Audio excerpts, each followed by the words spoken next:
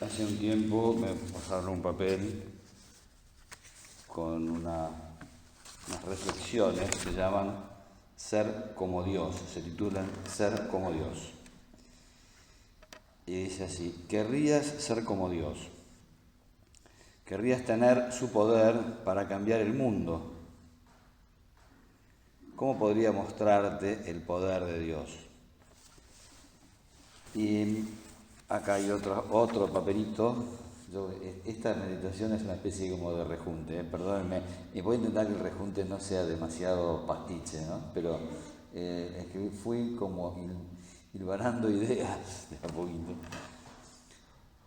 Este otro segundo papel dice así: pedí a Dios ser fuerte para ejecutar proyectos grandiosos, y Él me hizo débil para conservarme humilde. Pedí a Dios que me diera salud para realizar grandes empresas, y Él me dio la enfermedad para comprenderlo mejor. Pedí a Dios riquezas para poseerlo todo, y Él me dejó pobre para no ser egoísta. Pedí a Dios poder para que los hombres precisaran de mí, y Él me dio humildad para que precisara de Él.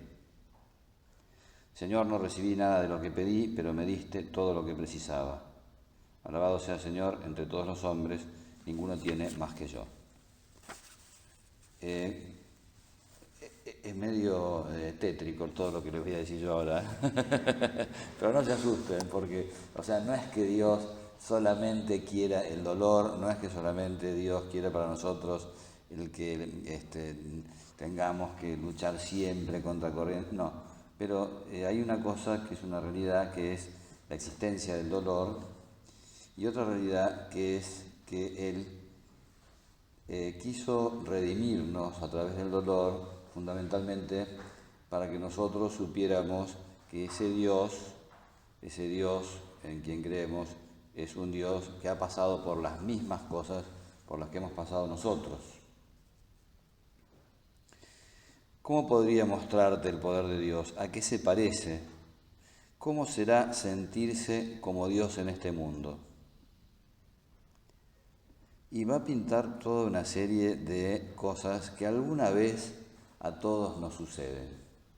No es que nos suceda todo el tiempo, pero son cosas que están en nuestra vida y a veces se instalan durante un tiempito. Si alguna vez sentiste la indiferencia, la antipatía del rechazo, la pobreza, el despojo de lo que te pertenece en propiedad, entonces puedes decir que te has sentido como Dios se ha sentido en este mundo, como Jesús se sintió en Belén. ¿Vieron esa frase de la Epístola a los Filipenses, no? No consideró como un tesoro codiciable aparecer en la forma de Dios, que era la que le correspondía, sino que se humilló a sí mismo, ¿no? Tomando forma de siervo.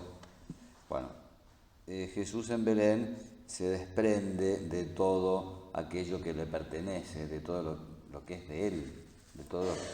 No deja de ser Dios, pero no pretende, digamos, ese reconocimiento que le corresponde. Más aún, durante toda su vida, la transfiguración es precisamente el momento en el que Jesús permite que su gloria, la gloria que le corresponde, se manifieste externamente, ¿no? O sea, durante toda su vida Él estuvo ocultando esa gloria que le pertenecía. Si alguna vez tuviste un sueño y encontraste que cada esfuerzo que hiciste para realizarlo pareció estéril y sin esperanza, irrealizable, si sentiste correr tus lágrimas y vergüenza por lo inadecuado que parecías para esa tarea, entonces puedes decir que te has sentido como Dios se ha sentido en este mundo. Me parece que era Ana Catarina Emmerich quien hacía el comentario de ese sudor de sangre de Jesús en el huerto, ¿no? Y de esa lucha enorme que Jesús tuvo que soportar. Entonces lo que decía era que Dios había permitido que Jesús viera la enorme cantidad de gente para quien todos sus esfuerzos y todos sus dolores no iba a tener fruto. Es como que le permitió, como que la gran tentación del demonio es decir, vas a sufrir por todos estos ingratos, vas a sufrir por todos estos que nunca van a valorar todo lo que hiciste por ellos. Si alguna vez se han burlado de tu entusiasmo, sin darte la posibilidad siquiera de explicarte, si alguna vez has sido insultado por tu bondad, por gente que te malinterpretaba, como diría el Chapulín, se aprovechan de mi nobleza.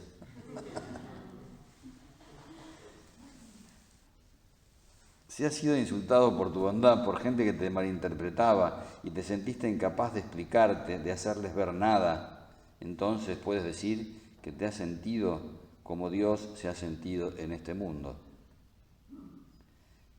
Toda la opinión pública se vuelca en contra de él. A todos aquellos a los cuales él curó, a todos los que él consoló, a los que explicó cosas, a todos aquellos con los que a él había acompañado, toda esa gente le dio vuelta la cara.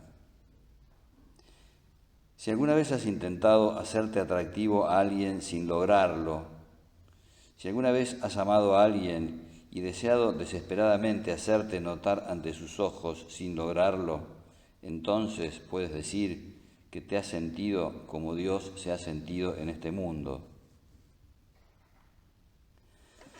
Si alguna vez te sentiste abrumado, avasallado físicamente, débil para defenderte, si alguna vez has sido golpeado o abofeteado y te sentiste impotente, desprotegido, incapaz de devolver los golpes, entonces puedes decir que te has sentido como Dios se ha sentido en este mundo. Es largo, bánquense. Pero recién ahora tengo, digamos, como lo tengo que predicar, recién ahora tengo el tiempo para detenerme en cada una de estas cosas, porque las veces que lo he ido leyendo así como medio por encima, medio como por arriba, ¿no? Me ha servido para algunas oportunidades, pero bueno, por eso les pido que se banquen en la lectura y quizás la monotonía, ¿no? Si alguna vez te sentiste dolorido, derrotado, que perdías la salud y el tono de tu cuerpo joven, y que perdías también las oportunidades que eso trae consigo, y te has visto impotente de hacer retroceder el tiempo, si sentiste el mundo escurriéndose entre tus manos, mientras te sentías envejecer y te encontrabas cada vez más marginado, entonces puedes decir que te has sentido como Dios se ha sentido en este mundo. Alguien decía, no me voy a acordar bien del modo, pero decía como que, como a la vuelta de la esquina la vida te quedó un paso atrás, ¿no? O sea, la vida va circulando, va corriendo, ¿no? Si vamos transitando la vida y en un buen momento uno dice, por ejemplo, me pasó hace poquito, ya llevo 40 años de cura, y se fue la vida.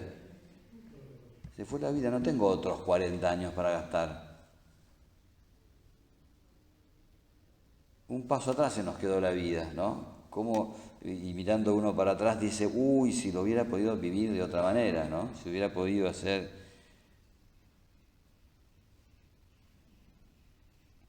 Si te sentiste como en minoría, solo, frente a la histeria colectiva o a la masa enloquecida, si alguna vez sentiste personalmente la maldad enfermiza del abuso por parte de una patota, entonces puedes decir que te has sentido como Dios se ha sentido en este mundo y como Jesús se sintió el Viernes Santo. Bueno, esto nos habla fundamentalmente de que podemos parecernos a Dios, no de la manera que a nosotros nos gustaría, no de la manera de compartir el triunfo, compartir toda la gloria, compartir. Todo eso va a llegar. Dios también lo tiene previsto para nosotros. Pero es cierto también que, como decía Juan Pablo II, El misterio del dolor solamente se comprende a la luz del dolor redentor de Jesús. Está bueno, a uno le gusta redimir saliendo en una tapa del diario, ¿no? Saliendo en la primera plana, o sea, había uno, no voy a nombrarlo porque hay personas a las que no les guste que nombre demasiado, pero había un tipo que le habían dicho, mira, baja un poco el perfil, le dijeron, porque siempre estás en la primera, sí, tenés razón, no sé qué, no sé cuánto. Se fue a Córdoba, ¿no? Un lugar donde era totalmente desconocido. Y entonces, bueno, hubo un accidente en el camino y el tipo estaba ahí al lado y ayudó en el accidente, no sé qué, primera plana, fulanito de tal, desconocido en el lugar al que iba. Bueno, entonces a él le tocan ese tipo de cosas, ¿no? O sea, la historia transcurre donde está este sujeto, ¿no? O sea, todo. Y hay otras personas que no, que les pasa al revés, ¿no es cierto? Bueno, donde pasa uno no pasa nada. Bueno, claro, evidentemente el Señor nos redime a través del dolor. Dios nunca se impone, no avasalla, no vence. Sí, Él termina venciendo la muerte, y termina venciendo el pecado, pero digamos, Jesús no se propone vencer al otro, no se propone ser más que el otro. El poder de Dios en este mundo no es nunca el de los músculos, la velocidad, el atractivo físico, la brillantez o la gracia en el sentido contemporáneo de la palabra, ¿no? Bueno, el que funciona de ese modo es el poder del mundo. El poder de Dios, por el contrario, es mudo, inerme, marginal, pudoroso, pero es más profundo y es el fundamento de todas las cosas. El poder de Dios es inerme. Esto es una contradicción in terminis, ¿no es cierto? Es paradójico, es una paradoja, ¿no? El poder de Dios es inerme, ¿no? Es lo mismo que, bueno, bienaventurados los mansos, o bienaventurados los humildes, o bienaventurados los pobres, ¿no? O sea, el poder de Dios, y bueno, el poder de Dios se manifiesta, por ejemplo, en Jesús que está inerme en el pesebre, ¿no? Está inerme, sin armas. Está desarmado. En la cruz está desarmado, en la Eucaristía está desarmado. Es un poder desarmado.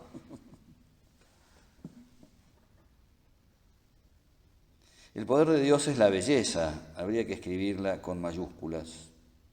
La belleza de una vida que no se impone, sino que se pone voluntariamente a disposición de los demás, llena de alegría, de perdón, de ganas de ser útil.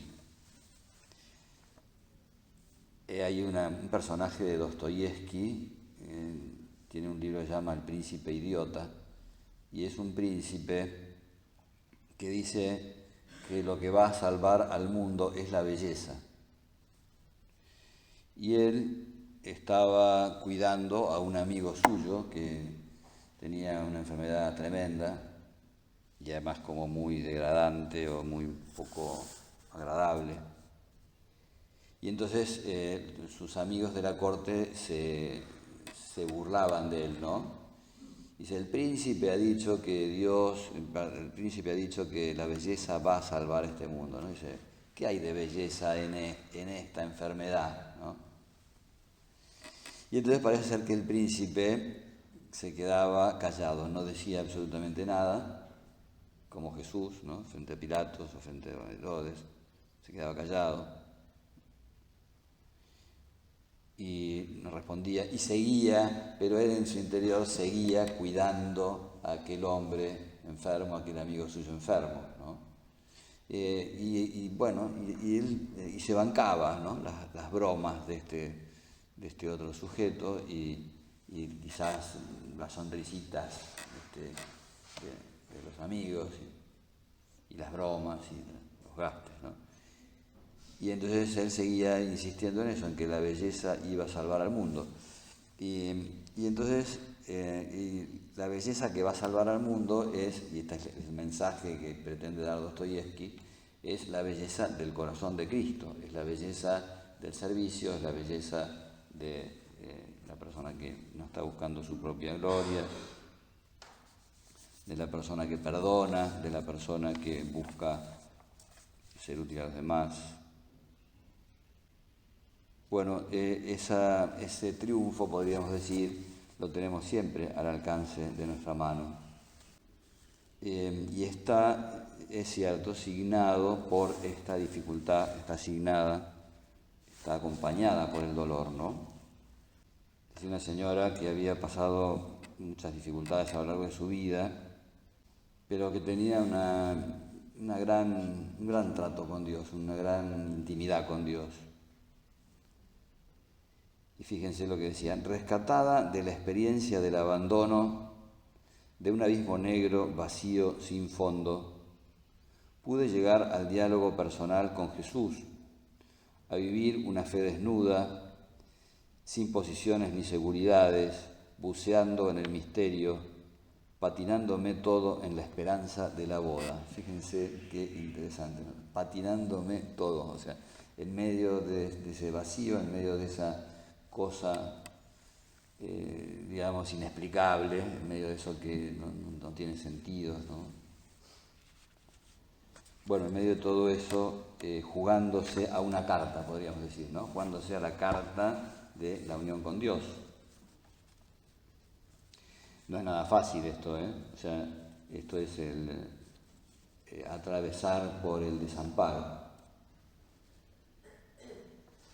Y poder hacer esto muchas veces no, yo diría que supera nuestra condición, ¿no?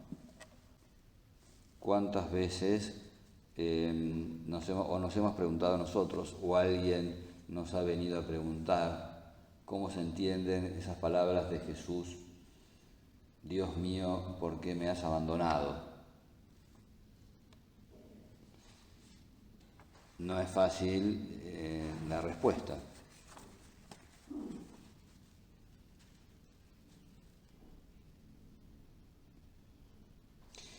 En aquella experiencia, decía un autor espiritual, en aquel grito, en aquel porqué dirigido al cielo, Jesús establece un nuevo modo de solidaridad con nosotros, que tan a menudo nos vemos obligados a levantar los ojos y los labios al cielo para expresar nuestro lamento y a veces nuestra desesperación. ¿Cuántas veces hay momentos en los cuales nosotros sentimos eso, muchas de estas cosas que acabamos de leer, ¿no? Sentimos como el desamparo, sentimos que nuestras cosas no le importan a los demás, sentimos que la gente da vuelta la cara, sentimos que los demás están en otra, sentimos que esto en lo que estamos es demasiado difícil, sentimos que no estamos capacitados. Bueno, de todo un poco, ¿no? Sentimos como que no tenemos nadie a quien acudir.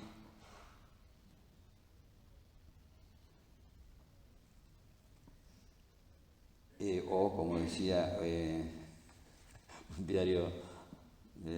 día salí a la calle y pasó por un kiosco, y en una esquina había un kiosco de revistas y había un diario que tenía solamente, el titular eran 2 palabras con unas letras así más o menos. Decía malaria combinada, porque uno a veces le agarra la malaria simple, es decir, por ahí te agarra alguna de estas cosas y por ahí te agarran varias de ellas todas juntas, ¿no? Bueno, a veces nosotros también nos dirigimos al Señor y le decimos al Señor: Señor, ¿por qué? ¿Por qué pasan estas cosas en el mundo? ¿Por qué le pasan estas cosas a esta persona que es buena? ¿Por qué me pasan estas cosas a mí?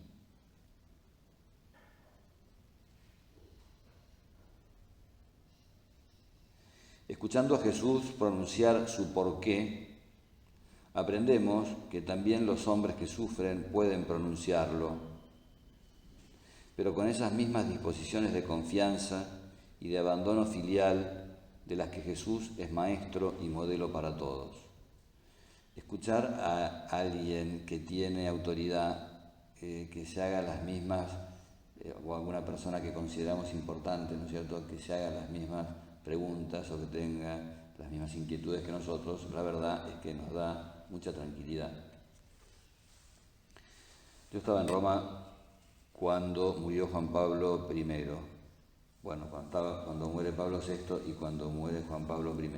Un día antes de irme de Roma, 29 de septiembre del 1978, habíamos ido a misa a Vilatevere porque nos estábamos yendo un grupo de gente, nos íbamos a España. Termina la misa en la cripta y nos avisan que se había muerto Juan Pablo I. Bueno, y entonces, desayunamos y don Álvaro, que era el padre en aquel momento, nos recibió, o sea, independientemente de la muerte de Juan Pablo I, se iba a despedir de nosotros porque ya no nos íbamos a volver a ver. Y entonces, lo primero que dijo y lo que a mí me impactó fue: ¿verdad que la voluntad de Dios no se entiende? A mí eso me sacó una losa de encima. Bueno, porque si don Álvaro no entiende la voluntad de Dios, y yo algún derecho para no entender tengo. Es decir, porque a veces uno dice, no, tenés que entender la voluntad de Dios. No, no la entiendo. O sea, no. ¿Cómo tenés que entender? No la entiendo. ¿Entendiste?